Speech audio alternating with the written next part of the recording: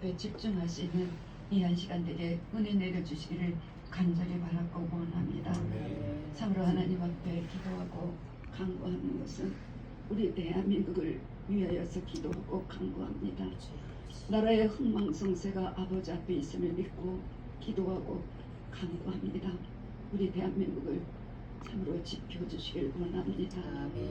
위중한 속에 아버지 대한민국이 처해 있어서 아버지 하나님 어느 때 대한민국의 이 자유가 아버지 그 생명이 끊어지는지 알지 못하는 모습 속에서 지금 불안한 모습 속에 우리 대한민국의 국민들이 아버지 있는 것 주께서 아시오니 하나님 우리 대한민국을 다시 한번 일어나 아버지 함께 주님 손잡고 나아가는 대한민국이 주님 말씀 안에서 회복되는 역사가 일어나게 해주시기를 간절히 바라고 원합니다. 주님이 이 나라를 지켜주시기를 간절히 바라고 원합니다.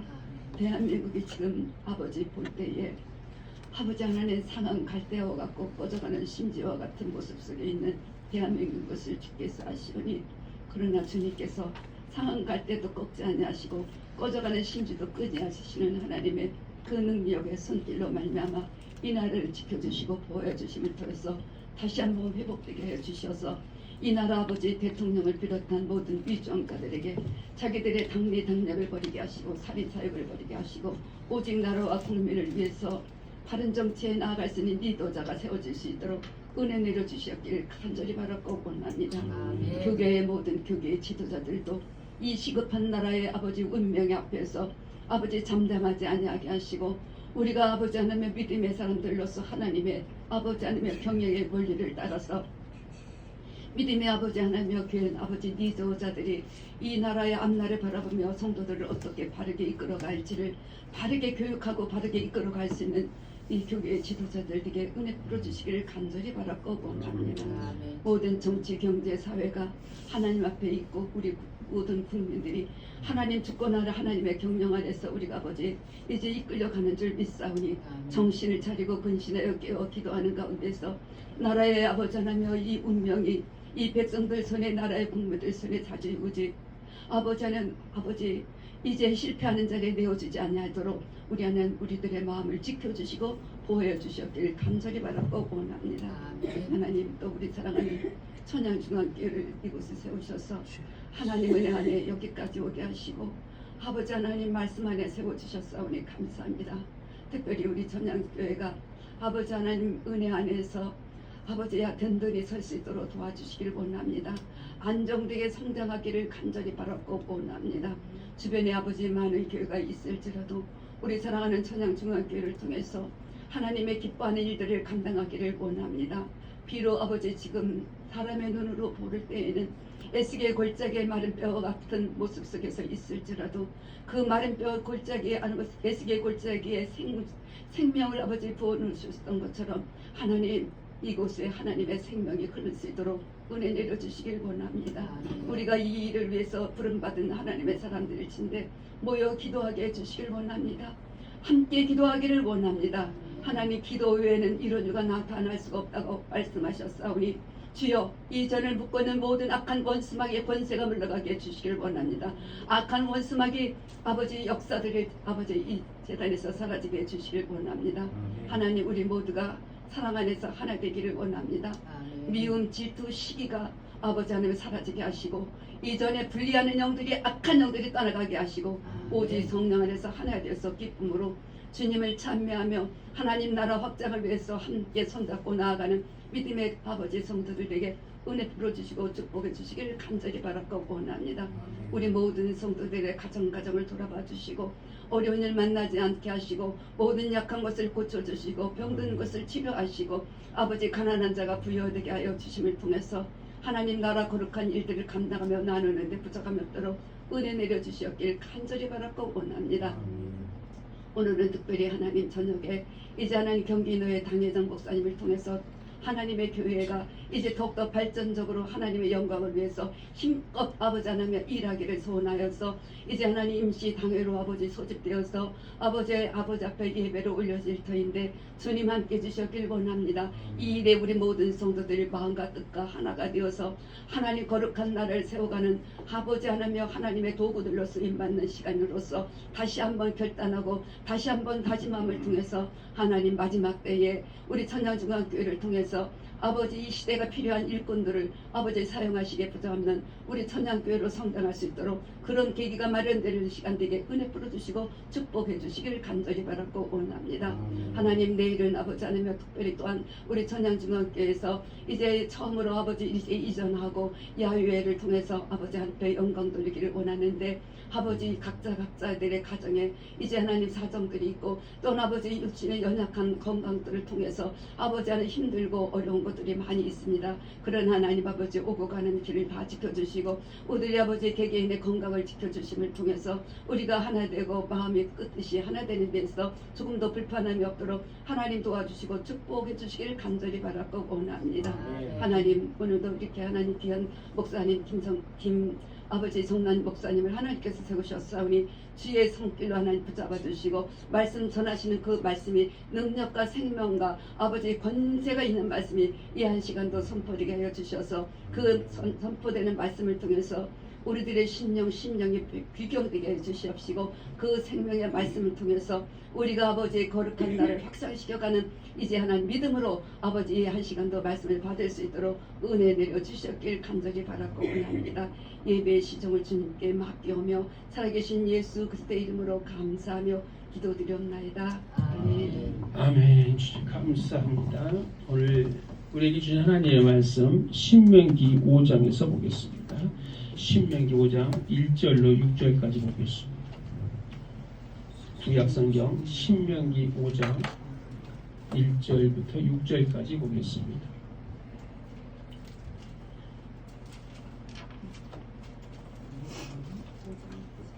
신명기 5장 1절로 6절입니다.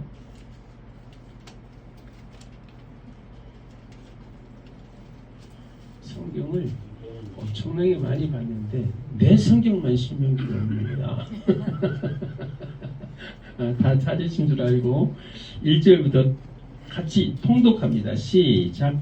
모세가 온 이스라엘을 불러 그들에게 이르되 이스라엘아 오늘 내가 너희의 귀에 말하는 규례와 법도를 듣고 그것을 배우며 지켜 행하라.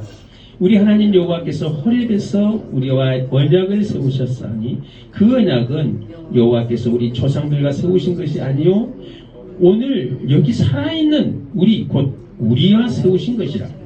여호와께서 산 위 불 가운데서 너희와 대면하여 말씀하시매 그때에 너희가 불을 두려워하여 산에 오르지 못하므로 내가 여호와와 너희 중간에 서서 여호와의 말씀을 너희에게 전하였노라. 여호와께서 이르시되 나는 너를 애굽 땅 종되었던 집에서 인도하여 낸 내 하나님 여호와라.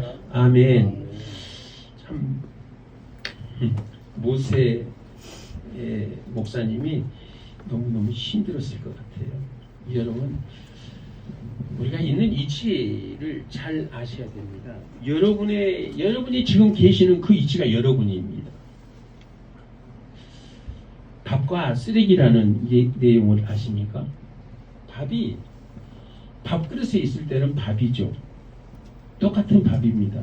그런데 그 밥이 쓰레기통에 들어가면 밥이라고 안 합니다. 쓰레기입니다. 그러니까 답다라는 말이 있어요. 답다. 누구누구 답다. 뭐 답다. 답다라는 것은 그곳에 꼭 필요한 그게 꼭 필요하게 있어야 될 곳에 있을 때 답다라고 그럽니다.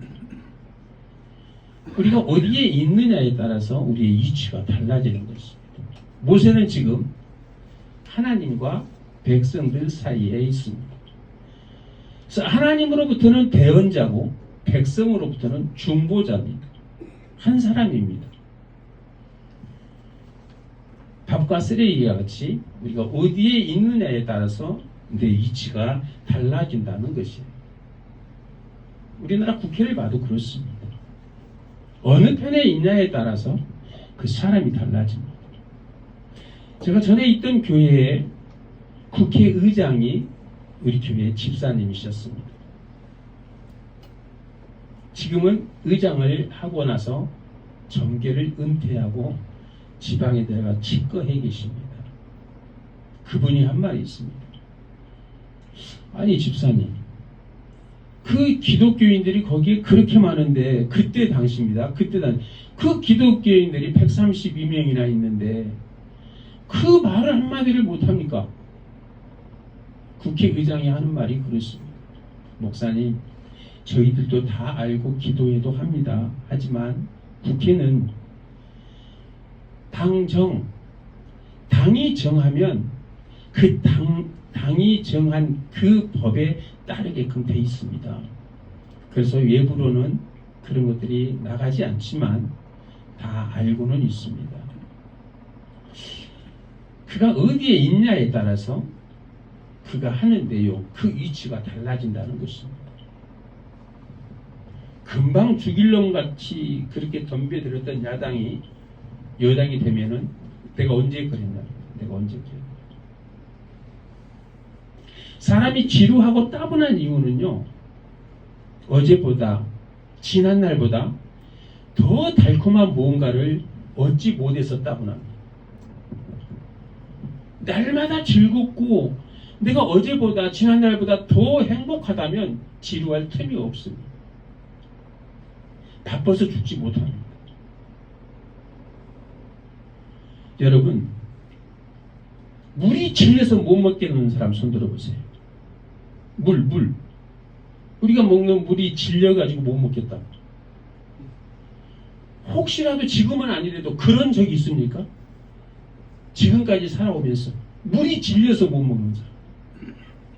그런 것은 없죠. 왜 그런 줄 아세요? 생각지도 안 해보셨잖아요. 물은 맛이 없기 때문에 질리지 않습니다. 물은 맛이 없어요.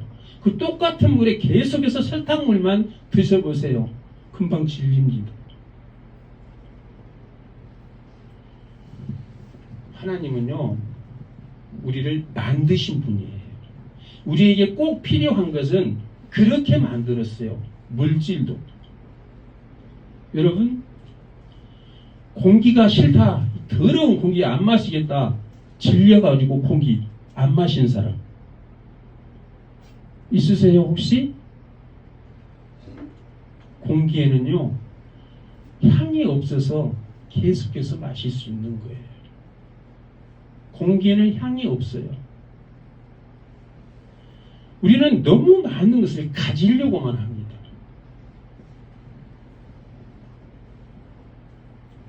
공기를 쉬지 않고 질리지 않고 들이킬 수 있는 것은 공기에 향이 없기 때문입니다. 내가 너무 좋아한 대로 내 뜻대로 내 뜻대로 맞는 것만, 맛있는 것만 그렇게 골라 먹는다면 그것은 하나님이 주신 삶을 즐길 줄 모르는 것입니다. 그렇게 즐거운 것만 추구하지 마십시오.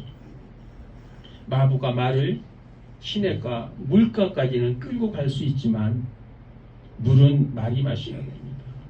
마부가 마실 수 없어요, 물은. 지도자가 아무리 유능하고 잘한다 하더라도 그 지도자가 많은 백성들을 하나님의 뜻에 다 맞춰줄 수는 없는 것입니다. 그런데 백성들은 불평하고 불만합니다.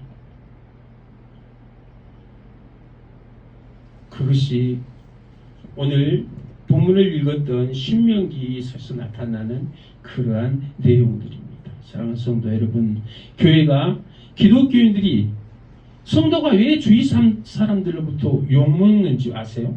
생각해 보셨어요? 영이 다르니까 또 별말을 다 달콤한 말로 다 하죠. 저도 그런 것을 전에부터 많이 생각했고 말씀으로도 많이 전해봤어요. 근데 안 바뀌더라고. 안 바뀌어요. 우리는 잘하고 있는데, 아니 나도 잘하고 있어요. 성도로서 잘하고 교회에서도 잘하고 밖에 나가서도 잘하고 있습니다. 그런데 믿지도 않고 교회도 나오지 않는 너희들을 위해서 내가 기도하고 너희들을 위해서 내가 얼마나 많이 지금 열심히 기도하고 있는데 너희들이 나를 위해서 욕하고 그래? 왜 교회를 비방해? 그러한 말들을 우리 많이 하잖아요.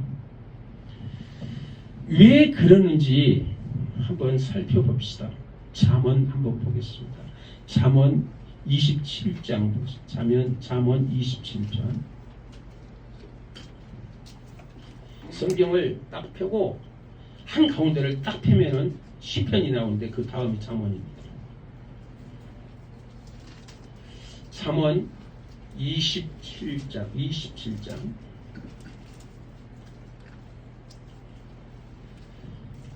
14절 한 절 보겠습니다. 14절 시작. 이른 아침에 큰 소리로 자기 이웃을 축복하면 도리어 저주같이 여기게 되리라. 무슨 말입니까? 이웃을 축복했는데 왜 저주같이 여겨요? 이게 성경의 가르침입니다. 내가 내 이웃 믿지도 않는 너희들을 위해서 내가 아침 일찍에 나와서 기도하고 너희들을 축복했는데 너희들은 왜 나를 저주하냐? 여러분, 아침에 일찍 나와서 교회서장 마이크 잡고 큰 소리로 기도하고 찬송하고 하나님께 영광을 돌리기, 그러면서 자기는 하나님께 영광 돌리는 거잖아요. 그런데 어젯밤 늦게 와서 지금 잠자고 있는 그들은 그 소리가 축복이 아니라 저주. 세상을 사랑하는데 지혜롭게 살으라는 것입니다. 지혜롭게. 그게 성경에서 그러잖아요. 너는 그를 축복한다고 그렇게 하지만 그가 생각할 때는 나를 저주하는 거예요. 잠도 못 자게 하는 거예요. 너무너무 피곤해서 전철에서 꾸벅꾸벅 졸고 있는데 예수 천당 불신 지옥하고 돌아다니면서 그게 자기는 하나님께 영광이고 천국 가는 길이라고 그렇게 하는, 그래서 그 꼬박꼬박 졸다가 예수 천당 불신 지옥 해보세요. 그 사람이 아이고 나를 천당으로 이끌어주는 저 고마운 전도자, 내가 저 사람 따라가겠다 그러겠어요? 됐다 일어나서 조용히 하라고 그럴 거예요. 성경이 그렇게 가르쳐주고 있잖아요. 아침 일찍 일어나서 큰 소리로 너를 축복하면 그 사람은 저주하는 걸로 느낀다니까요. 우리는 무엇을 하든지 간에 찬송을 하든 기도를 하든 말씀을 보든 무엇을 하든 간에 주위의 많은 사람으로부터 덕을 끼쳐야 돼요. 그게 전도하는 것이에요. 찬송하고 기도하고 예수 천당 불신지옥, 이게 전도가 아니라고요.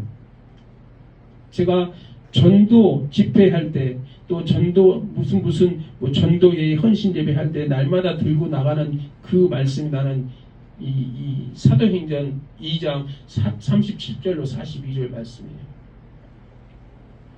많은 사람에게 덕을 끼치면 하나님께서 날마다 그 숫자를 더하게 하신다니까요. 이게 전도라니까요.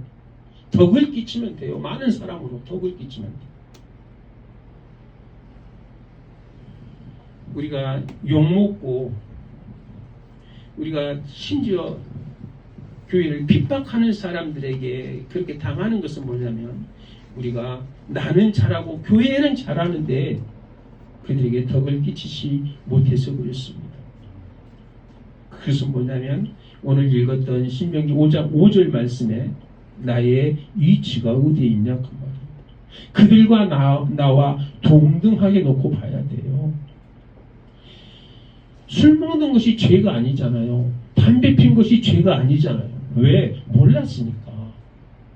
그들이 교회에 나오면 정말 예수를 나의 구주로 받아들이면 내가 끊지 말라 해도 자기가 끊어요. 그게 덕을 끼치는 것입니다. 오늘 말씀을 통해서 하나님의 임재와 그 앞에서 두려워 떨었던 이스라엘 백성들, 그리고 그들 사이에 서서 중보자의 역할을 감당했던 모세의 모습을 함께 오늘 나눠보려고 합니다. 신명기서에서는 모세가 죽기 직전에 약속의 땅을 앞둔 그 새로운 세대, 신세대들에게 지난 40년간 너희 아버지들이 어떻게 이 광야 생활을 해왔고 하나님이 너희들을 어떻게 여기까지 인도했는지를 지금 가르치는 그러한 내용입니다. 이스라엘 백성에게 있어서 시내산 사건은 단순한 율법을 받는 순간이 아니었습니다. 그것은 온 백성이 하나님의 이음과 거룩하심을 직접 경험한 그들의 삶을 송두리째 흔드는 영적 사건이었습니다. 하나님께서 친히 불과 구름 가운데 임재하셨고 그 웅장한 청둥과 번개, 나팔 소리는 온 백성의 간담을 서늘하게 했습니다. 우리는 왜 죄를 짓고 왜 남과 같이 싸우고 질투하고 시기하고 한 줄 아세요? 하나님이 잘못할 때마다 배를 안 때리니까. 내가 잘못할 때마다 야 이놈아 그것 아니다 때려보세요. 그렇게 하겠는가? 내가 잘못해도 안 때리고 저 못된 놈 예수도 안 믿는 저놈이 잘 되는 것도 하나님은 그냥 내버려. 왜 그러세요? 어떤 선교사님이 선교지에서 그런 현상이 너무너무 불공평한 것 같아서 맨날 며칠을 기도를 했대요. 하나님 왜 그러세요? 나는 힘들어 죽겠는데 왜 그러세요? 맨날 며칠 그 한 가지 제목을 놓고 기도하니까 하나님께서 그러시더래요. 내가 부른 거 아니다. 좀 기다린다. 조금 있으면 나올 거야. 조금 있으면 그 사람이 나온대요. 하나님이 모르는 것이 아니고 기다리신답니다. 여러분 잘못할 때마다 때리는 것이 아니고 아이고 저놈이 저러면 안 되는데 하고 하나님이 기다리시는 거예요. 근데 그걸 모르고 계속해서 그 일을 행하면 이제 그때 때립니다. 하나님한테 매 맞아 보셨어요? 하나님이 매를 때릴 때는요 먼 곳에서부터 때립니다. 별 아픈 거 먼 곳에서부터. 그래서 그래도 말 안 들으면 가장 가까운 곳 때립니다. 이제 그때부터 몸을 치기 시작합니다. 맞기 전에 맞고 잘할래? 그냥 잘할래? 우리 그런 말 많이 하잖아요. 그냥 잘하시기 바랍니다. 모세는 이스라엘 백성과 하나님 사이에 중보자로 섰습니다. 바로 이것이 오늘 본문인 신명기 5장 5절이 우리에게 주시는 핵심 메시지입니다. 그때 너희가 불을 두려워하여 산에 오르지 못하므로 내가 여호와와 너희 사이에서 여호와의 말씀을 너희에게 전하였노라. 저는 오늘 아침에 서울을 2번 왕복했습니다. 와서 딱 보니까 주부를 뽑으려고 하니까 컴퓨터를 안 가져왔어요. 그래서 앞에 문 다 열어놓고 다시 또 서울로 쫓아가서 컴퓨터 가지고 와서 집어넣고 왔습니다. 정신이 깜빡깜빡 하더라고요. 이 컴퓨터를 가져가려고 내 책상 위에다 딱 올려놓고 옷 입고 가방만 들고 나왔어요. 와서 주부를 뽑아야 되는데 컴퓨터가 없더라고요. 그래서 언제도 다시 쫓아갔습니다. 아무리 바쁘더라도 자동차 빨리 몰지 마세요, 이 집사님. 내가 해보니까 우리 집에 여기서 우리 집까지 아무리 밟아도 5분 차이밖에 안 나더라고. 근데 5분 금방 지나갑니다. 빨리 가다가 사고 내지 마시고 천천히 가세요. 내가 오늘 해보니까 그러더라고. 막 밟고 갔는데도 5분 차이밖에 안 나요. 그래서 오늘 집을 2번이나 다녀왔습니다. 산에서 그 불과 하나님의 그 웅장한 음성을 듣기가 두려웠던 그들이 오늘 말씀을 상고합니다. 이 말씀은 과거의 한 사건을 기록한 것에 그치지 않습니다. 이는 오늘 살아가는 우리에게도 중요한 영적 교훈을 던져줍니다. 우리는 이 말씀을 통해서 크게 3가지로 묵상할 수 있습니다. 첫째는 하나님의 임재에 대한 우리의 반응입니다. 하나님의 임재했음에도 불구하고 우리는 어떻게 반응하는가? 중보자의 역할입니다. 그럼 교회 안에서 세상 속에서 하나님과 우리들의 가운데 서서 중보하는 그 중보자들, 오늘은 모세가 되겠습니다. 중보자는 어떤 역할을 하는가? 우리에게 허락된 진정한 중보자, 정말 오늘날 우리에게 허락된 진정한 중보자는 예수 그리스도이십니다. 그렇기 때문에 우리가 판사 앞에, 우리가 검사 앞에 바로 나갈 수 없기 때문에 우리의 중보자 변호사를 쓰는 것과 똑같습니다.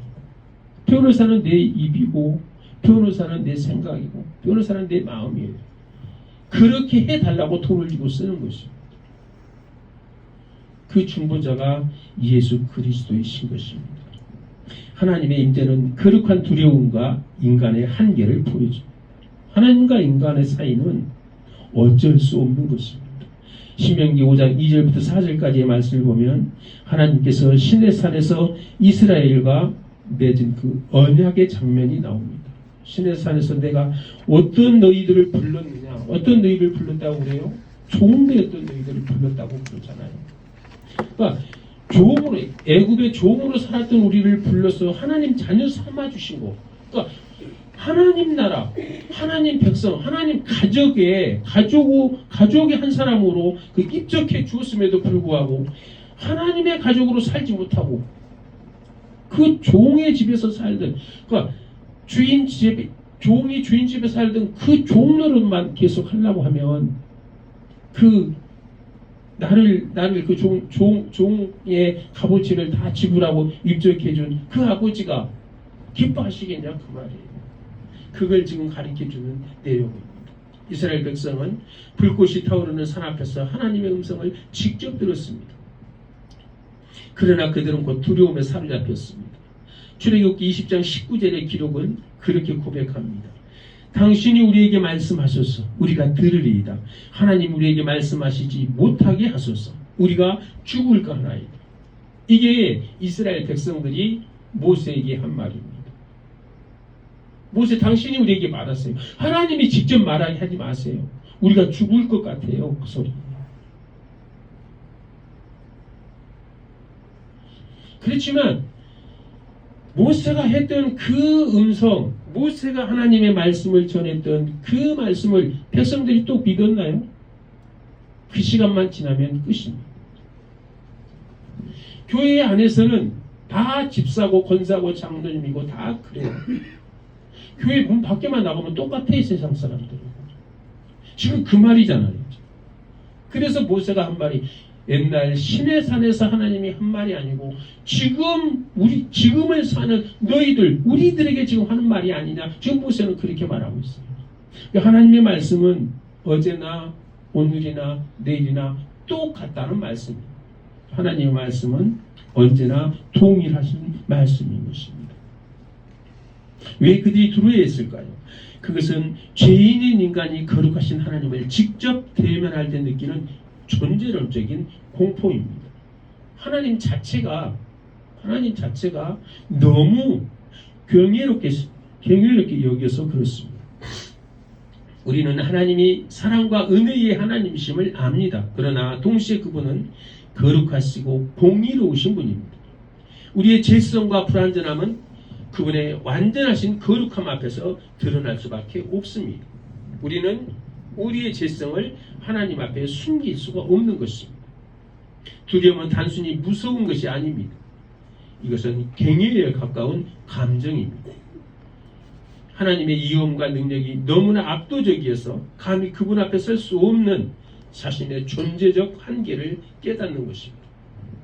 이스라엘 백성은 자신들이 얼마나 연약하고 보잘것없는 존재인지 그리고 하나님께서 얼마나 위대하신 분인지를 그제야 깨달았습니다. 오늘날 우리는 어떻습니까? 우리는 하나님 앞에서 그렇게 내가 하나님 앞에서 살아갑니다. 하나님 앞에서 예배자로 씁니다. 그렇게 말씀하시면서도 우리는 우리의 생각이 우리를 그냥 잠재워 버립니다. 여러분 생각은요 어디에서 오냐면요 여러분의 눈에서 옵니다. 여러분 보이는 대로 보는 대로 생각합니다. 많이 본 사람은 많이 압니다. 그래서 얘들에게 가르치려고 하지 마세요. 많이 보여주어야 됩니다. 많이 보여주는 것이 많이 공부하는 것입니다. 우리 이지훈 선생님 여기 계시지만 초등학생 때 몇 명을 모아서 같이 그룹 공부를 했던 적이 있어요. 저는 가르치려고 안 했습니다. 데리고 다니면서 많은 것을 보여주는데 그 보여주는 것이 어떤 것이었냐면 다 묘동만 보여줬어요. 사람도 없는 죽어있는 그 묘동만 보여줬어요. 그래놓고 그걸 보고 누구의 묘동이다 라고 제가 설명해주고 그걸 기록하라고 했어요. 자기의 생각을 적어보라고 했어요. 이준 선생님 첫 번째 썼던 거 내가 3줄짜리 A4 용지를 가지고 있어.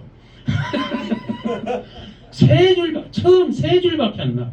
3줄 많이 썼습니다. 2줄짜리도 있어요. 어떤 목사님의 딸은 2줄 썼어요.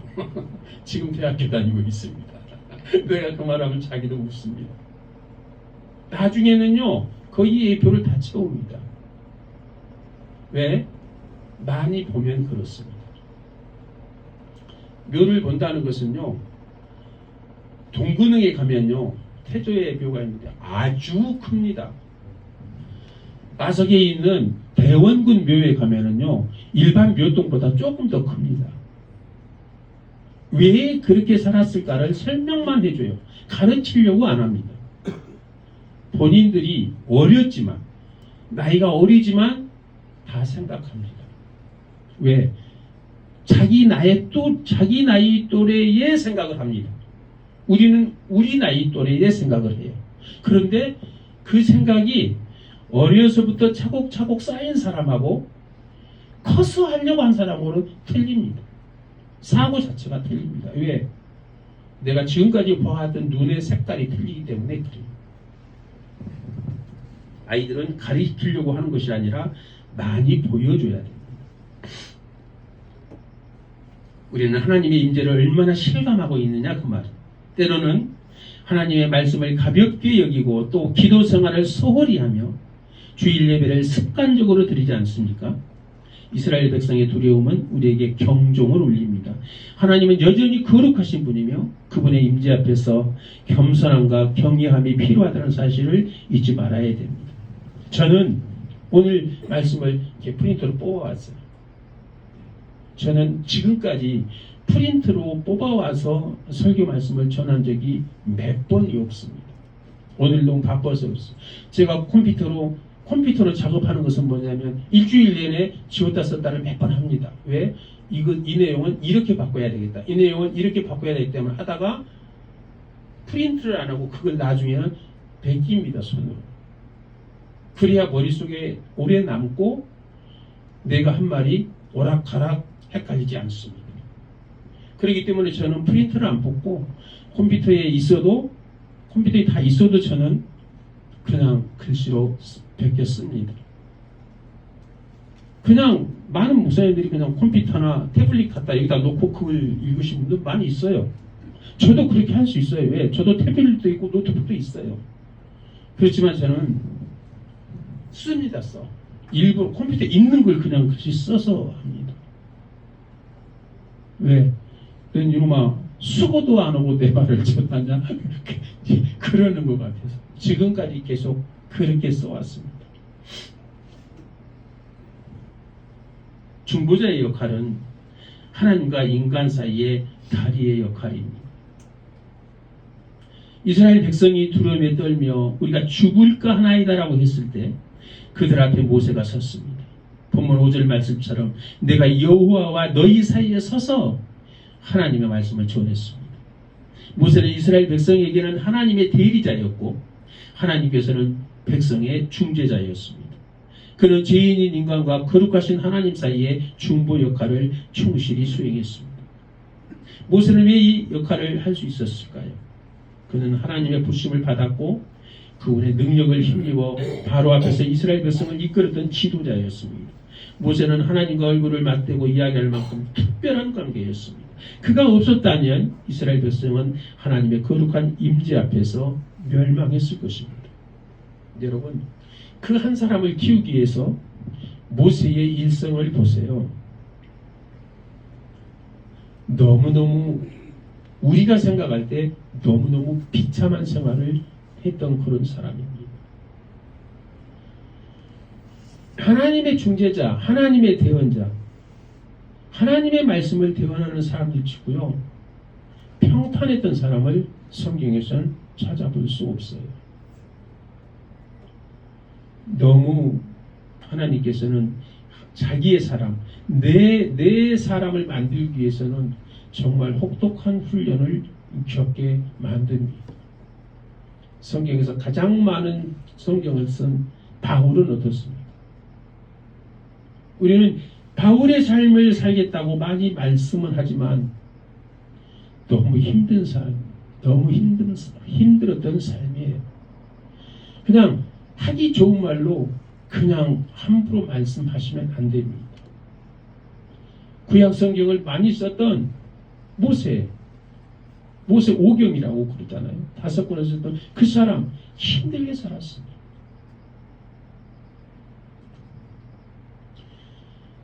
그냥 성경 말씀을 그냥 성령께서 그 사람에게 주신 게 아니에요. 그만큼 그것을 감당할 수 있어서 주신 거다 그 말이에요. 그래서 하나님과의 그만큼 긴밀한 관계가 있을 때 그가 하나님의 말씀을 대언할 수 있었던 것입니다. 우리는 중보자의 중요성을 깨닫게 됩니다. 나를 중보할 수 있는, 나를 대변할 수 있는 변호사가 정말 내 편이어야 됩니다. 내 편. 유능한 변호사, 내 편 아니면 아무 필요 없는 거예요. 우리는 내 편이 되는 그러한 대변인, 그러한 변호사가 필요한 것입니다.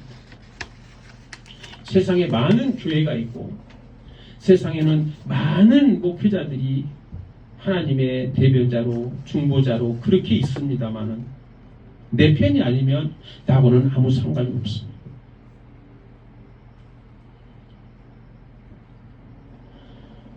오늘 모세는 이 중요한 역할을 수행함으로써 이스라엘 백성에게는 생명을 전하는 통로가 되었습니다. 그러나 모세의 삶은 이미 끝이 났고 그 이후로 궁극적인 우리의 중보자 예수 그리스도가 이 땅에 오셨습니다. 이제 우리는 구약시대의 중보자 모세를 넘어서 신약시대의 유일하고 안전한 중보자 예수 그리스도를 주목해야 됩니다. 히브리서 8장 6절에서는 그렇게 말합니다. 그러나 이제 그는 더 아름다운 직분을 얻으셨으니 그는 더 좋은 약속을 세우신 더 좋은 언약의 중보자시라. 이렇게 히브리서 8장 6절에서 말씀하고 있습니다. 더 좋은 언약의 중보자. 모세는 불완전한 인간의 중보자였습니다. 그러나 하나님 예수 그리스도는 이스라엘 백성의 죄를 대신하여서 희생할 수밖에 없었던 그 모세와 달리 우리 예수 그리스도는 죽은 지 3일 만에 부활하셔서 하나님 우편에 계시면서 우리를 날마다 대변한다고 그렇게 성경은 말씀하고 있습니다. 예수님은 하나님이심에 동시에 완전한 인간이십니다. 그분은 인간의 모든 죄와 언약을 체휼하시고 우리를 온전히 이해하십니다. 동시에 그분은 안전한 하나님이시기에 거룩하신 아버지로 우리를 인도하실 능력이 있으십니다. 여러분, 지금도 신학에서 삼위일체를 정확하게 증명하지 못하고 있습니다. 어떻게 한 사람이 세 사람이 될 수 있느냐? 지금도 설명을 할 수 없습니다. 정확하게 설명한 사람이 없습니다. 이건 사실입니다. 왜? 그렇기 때문에 이 삼위 세 인격을 하나하나 설명하다 보면 야 그건 이러는데 이건 그런 그러나 그분이야. 이 정도로 인간의 생각, 인간의 사고를 이해할 뿐이지 그걸 정확하게 해석하지 못합니다. 그것은 제가 장담합니다. 신학에서 지금도 결론을 내리지 못하고 있습니다. 그러나 그분은 우리가 믿는 유일하신 하나님은 세 인격, 삼위를 가지고 계십니다. 그분이 그 한 분이 예수 그리스도이십니다. 한 번의 희생으로 영원한 속죄를 이루셨습니다. 모세 시대는 짐승의 피로 죄를 임시적으로 가렸지만 예수님께서는 십자가에서 흘리신 자신의 보혈로 우리의 모든 죄를 영원히 사하셨습니다. 그분은 우리 죄의 대가를 친히 지불하심으로 하나님과 우리 사이를 가로막았던 죄의 담을 완전히 허무셨습니다. 예수님 지금도 우리를 위해서 하나님 우편에서 기도하십니다.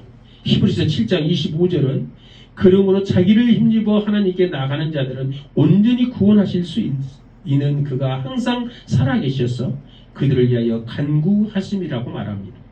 예수님은 우리가 하나님께 나아갈 수 있는 유일한 길이요 진리요 생명이 되십니다. 그분은 우리의 삶 속에서 끊임없이 우리를 중보하십니다. 사랑하는 성도 여러분, 오늘 신명기 5장 5절은 우리에게 하나님의 거룩한 임재 앞에서 우리 자신이 얼마나 무력하고 연약한 존재를 깨닫게 합니다. 동시에 하나님께서 우리를 사랑하셔서 중보자를 허락하셨다는 사실을 가르쳐 줍니다. 이제 우리가 할 일은 단 한 가지입니다. 두려워 떨며 산에 오르지 못했던 이스라엘 백성처럼 좌절할 것이 아니라 우리를 위해서 이미 길을 열어주신 예수 그리스도를 붙들고 담대히 하나님께 나아가는 것입니다. 우리 모두가 이 진리를 마음에 새기고 하나님과 동행하는 삶을 살기를 주님의 이름으로 축원합니다. 기도하겠습니다. 하나님 감사합니다. 아버지 하나님, 오늘 또 우리에게 말씀하셔서 모세가 하나님과 백성들의 중보의 역할을 했던 것 같이 오늘날 우리의 거룩한 중보자 되시는 예수 그리스도로 말미암아 우리가 하나님 앞에 담대히 나갈 수 있는 힘을 얻었던 것 같이 아버지 하나님, 우리 입술을 열어서 예수 그리스도를 찬양하고 예수 그리스도를 중보하는, 예수 그리스도를 기도하는 그런 아버지 하나님의 자녀로 살아갈 수 있도록 은혜 베풀어 주옵소서. 세상에 나가서 아버지 하나님 예수 그리스도만 증거하는 그러한 삶이 되게 하시고, 그 무엇보다도 예수 그리스도가 나의 구주이시고 나를 대속하시고 나를 구원하셨던 하나님인 것을 증거하며 살아갈 수 있도록 인도하여 주옵소서. 감사드리옵고 예수님의 이름으로 기도드립니다. 아멘. 287장 찬송 드리면서 준비하신 예물 드리겠습니다. 287장.